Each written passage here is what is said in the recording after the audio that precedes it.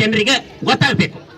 ಸಂವಿಧಾನ ಅಂದ್ರೆ ಇದು ಒಂದು ಆಡಳಿತದ ವ್ಯವಸ್ಥೆ, ವಿಧಾನ, ನಿಯಮಗಳನ್ನು ಒಳಗೊಂಡಂತ ಒಂದು ವ್ಯವಸ್ಥೆ.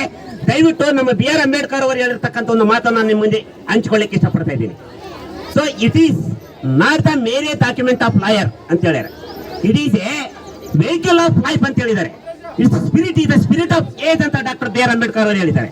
ಅಂದ್ರೆ ಸಂವಿಧಾನ ಅಂತಕ್ಕಂಥದ್ದು ನಮ್ಮ ಜೀವನದ ವಿಧಾನ ಆಗಿದೆ ಹೊರತು ಇದು ಒಂದು ಲಾಯರ್ ಒಂದು ಡಾಕ್ಯುಮೆಂಟ್ ಅಲ್ಲ. ಇದು ಒಂದು ಸ್ಫೂರ್ತಿ, ನಮ್ಮ ಜೀವನದ ಸ್ಫೂರ್ತಿ ಆಗಿದೆ ಅನ್ನುವಂಥದ್ದು ಈ ಸಂವಿಧಾನದಿಂದ ನಮ್ಮ ಭಾರತದ ಒಂದು ಸಂಪನ್ಮೂಲಗಳು ಏನಿದಾವಲ್ಲ ಅದು ಒಂದು ದೇಶಕ್ಕೆ ಸೇರಿತ್ತು, ಒಂದು ಸಮುದಾಯಕ್ಕೆ ಸೇರಿರ್ತಕ್ಕಂಥದ್ದು. ಈ ಸಂಪನ್ಮೂಲಗಳ ಎಲ್ಲಾ ಜನರಿಗೆ ಹಂಚಿಕೆ ಆಗ್ಬೇಕಂತ ಹೇಳ್ಬಿಟ್ಟು ಸಮಾನತೆ, ಸ್ವಾತಂತ್ರ್ಯ, ಭಾತೃತ್ವ, ಜಾತ್ಯತೀತ ಸಮಾಜವಾದಿ ರಾಷ್ಟ್ರ ನಮ್ಮದು. ಹೀಗಾಗಿ ನಾವು ಯಾವುದೇ ಒಂದು ಧರ್ಮಕ್ಕೆ ಪ್ರಾಶಸ್ತ್ಯ ನೀಡದೆ ಯಾವುದೇ ಪ್ರಜೆ ಆಗಲಿ ಎಲ್ಲ ಧರ್ಮವನ್ನು ಸ್ವೀಕರಿಸತಕ್ಕಂಥದ್ದು ಮತ್ತು ಆ ಧರ್ಮದ ಆಚರಣೆಯಲ್ಲಿ ಪಾಲ್ಗೊಳ್ತಕ್ಕಂಥದ್ದು ನಮ್ಮ ಸಂವಿಧಾನ ಅವಕಾಶ ಮಾಡಿಕೊಟ್ಟಿದೆ. ಅಷ್ಟೇ ಅಲ್ಲ, ಎಲ್ಲರೂ ವಾಕ್ ಸ್ವಾತಂತ್ರ್ಯವನ್ನು ಹೊಂದಿದ್ದೇವೆ.